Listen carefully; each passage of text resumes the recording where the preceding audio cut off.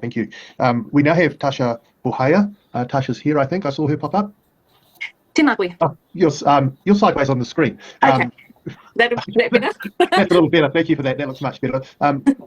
Tasha, we've got 10 minutes for you to submit on the principles of the Treaty of Waitangi Bill. I'll hand straight over to you so we don't take up any more of your time. Kia ora. Right, tēnā koe te tiamana, Mr. Duncan Webb, o te rā tēnā rā tātou katoa. Ko ngā tirua mahue, ko ngā tikura, ko ngā tikauau, ngā hapu, ko ngā puhi nui tonu te iwi, tēnā rā tātou katoa.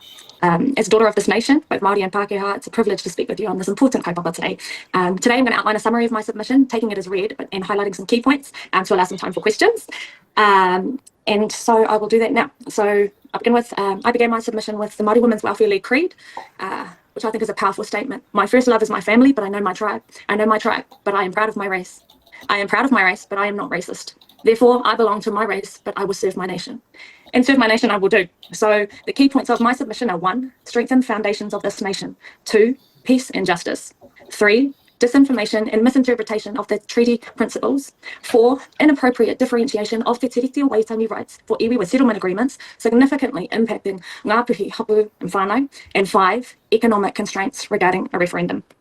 So to point 1, just to highlight, there are a number of people that have already spoken to that, but just stating there are huge examples of the hard work of hapu and iwi working with the Crown over decades. And so my expectation is that we would build on those positive examples and not tear down, and consider how we can move forward together. So moving to peace and justice. So we are a nation that is committed to a number of global instruments, and we are committed to peace and justice. And so some of those core instruments include international human treaties of the United Nations, and we've also been ranked as one of the most peaceful countries in the world. I think that's something we should all be proud of.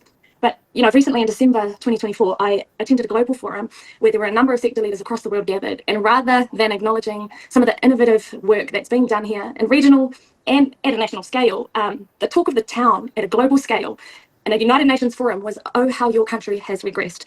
And I want to speak to the shame and embarrassment that this proposed bill is bringing us as a nation. And my expectation is that we all consider some of those international core instruments that we have signed up to that actually commit to Te Reti o Waitangi, the treaty principles, and helping define what that looks like, and the voices of hapu and iwi Māori. So disinformation, moving to this point 3, the Department of the Prime Minister and Cabinet referenced the role of the government in strengthening resilience to disinformation with this definition, and it's a matter of national security, where individuals or groups communicate to share public perception in ways that can be manipulative, deceptive, or misleading. This can be referred to as disinformation.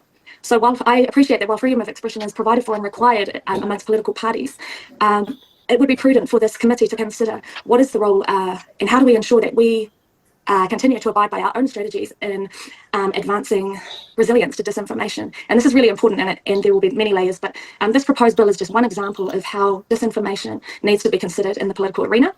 And I'll move to point 4, so inappropriate differentiation for iwi with settlement agreements. So we in the North, ngā puhi nui tonu, kaitiaki of our constitutional documents, he whakaputanga and Te Reti o Waitangi. So we were the ones who ushered them in, and we will continue an ongoing role to ensure the integrity of these documents is upheld. And we've seen what an expression of pain looks like. You know, we've seen hikoi over the number of years. We've seen honeheke, we've seen hongi hika travelling the country, and we've seen what happens at Waitangi commemorations. And so my focus for Aotearoa in our region, and it's a number of people's focus, is actually to restore us and return us to that place of economic prosperity so that we can power the economy of our nation together. We were once the most powerful economy, right? And so to differentiate us based on a settlement agreement, actually that's not appropriate. Te Reti o Waitangi as well as he whakaputanga were signed, they were signed, and that needs to be upheld. And so there is no option to differentiate. Actually, these rights only apply where there is a settlement agreement, and they don't apply here to this people of the North. It's going to be really divisive and inappropriate to do that. And so I just urge this committee to consider the huge discrepancy that will cause if we differentiate between iwi with settlement agreements and those without. And then just touching on economic restraints. We expect everyone to work to their strengths, and there is an expectation that this time would be spent to recover our economy. And I mean, the last referendum that was held cost us about 42 million alone, without even considering the education components. And so we haven't even held an education component for our nation around this proposed bill. Now is not the time to be thinking about a proposed bill like the Treaty Principles Bill. Now is the time to recover our economy and ensure that we are all able to prosper. And so I want to leave a bit of time for questions, but I do also want to touch on my concluding comments that were written in my submission by one of our young stars, who is actually now globally renowned, Hana Rafiti Maipi Clark, and she emphasised the words ka ora tonu mātou, ake ake ake, and that was with the intention that the word whawhai or fighting would be replaced. And I do urge this committee to consider, now is a time to govern with peace and prosperity. Globally, we're seeing a lot of insecurity. Regionally, nationally, there are huge other pieces of work that need to be focused on. And so could we consider working together with well-being of our people in mind, so that, we can actually uphold our constitutional documents and build on what we've got rather than tearing down. Tēnā koutou. Kia ora, Tasha, thanks for that. Members, does anyone have a question? Just Hana? Tēnā koe, tēnā rā koe te komiti whakahaere e Duncan, o tērā tēnā koe e te maraikura e Tasha, ka mai, aku mihi kia koe. I just wanted to also, something that really stood out for me in your submission was your line of, I am proud of my race, however, that doesn't make me a racist. I think I might say that. However, I did want to touch on you saying, on your fourth point of economic restraints. So you said that there was the last referendum that we've had as a country, it cost us nearly $42 million. And for a government that wants to get our economy back on track, how do you think that will, if we ever do consider a referendum, how that will be so detrimental to our economy and our country? Oh, e mihi ana for that tātai, tēnā koe. Yeah, exactly. I mean, there's an expectation that every government will work to their strengths, and I'm not sure that this current government's strength is constitutional reform. And so, I mean, GDP is not where it should be. There are docs that have outlined and referenced that productivity is 40% lower than where it should be. Let this government focus on that. Let us actually just have that educational component over time, because there hasn't been the resource factored into that, and we should not be having a referendum without the required educational components that will lead to a wholesome conversation on such a critical core issue of national identity, who we are, and what makes us Aotearoa New Zealand. Yeah, thank you, Tasha. That's really helpful submission. Steve, unfortunately, we haven't got time for your question. Members, if you use that little yellow hand, it helps me put those questions. I love the point about, now, this is nearly a month ago, but one of the bills we're actually covering later on tonight is the referendum framework bill.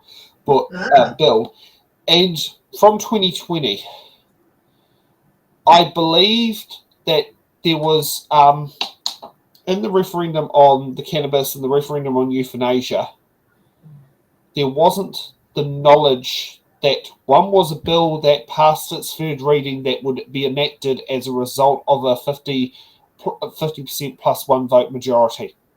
Whereas the cannabis referendum, the bill hadn't even gone to first reading. Now, I think the questioning they did for the cannabis one was poor, because it muddied the pro-decriminalisation with the pro-legalisation separate, and so you had a lot of no voters because they support criminalisation, but they didn't support multinational companies taking over, say, Philip Morris, the marijuana supplier,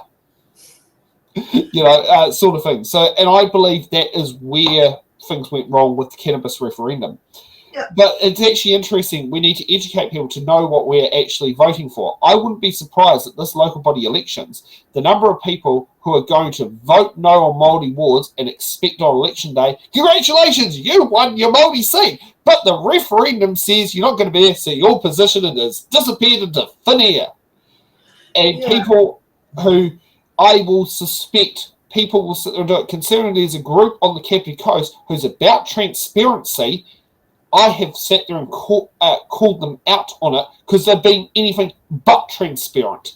They're spreading that misinformation. And when you get 6 sitting councillors all liking your comment, including the mayor, I think that is saying something. But, because I explained exactly what's going to happen at the referendum. KCDC will still have a Māori or will have a councillor. And then if the people vote no, they're going to lose it in 2028. So you're still going to have a Māori ward for 3 years. Yeah. They can't just instantly wipe it out because they've had people campaigning and running for this seat. Yeah, it's like sitting there and saying to Nico, oh, I'm sorry, you don't have a job. Bye-bye. Boof. Exactly. You can't do, imagine if you sat there and did that to, like, the election review and say they decide to remove Epson and David Seymour suddenly gets booted out from the seat there. David Seymour will be screaming up in arms, considering his electorate has been considered that way for representational review, that Epson is the one that's, at the moment, looks the most likely to disappear. Oh wow. Okay. Yeah, and he is going to find it tooth and nail to sit there and stop it. But imagine that, like, whereas the convention goes, if you have a situation where your constituency is disestablished, it's disestablished at the election. It's not disestablished, like literally from a result from a referendum. Yeah. Yeah, and I actually love Charlene's question here. I absolutely love it. I will be honest. If it wasn't for watching these submissions, I wouldn't have known how divided we were. But also watching the comments coming in has actually that shows up on there. These aren't the people who are watching us live. These are the people who sit there and find our videos on there. The one I love was where there was a particular guy where Duncan wanted questions to be asked, and they said, "Naughty Duncan Webb, you shouldn't be sitting there interrupting to get questions. You should learn to shut your mouth." Even that. The process behind that is Duncan, the people in there want to ask questions of why you've come to that view. Yeah. Yeah, so it's interesting just watching, this whole divide, but it's also how the divide is based on facts versus fiction. Shall we move on to the next? Thanks for watching. Make sure you're subscribed to our Facebook, YouTube, Twitch, Instagram, TikTok, Blue Sky, the Order Paper Podcast. YouTube, Twitch, Instagram.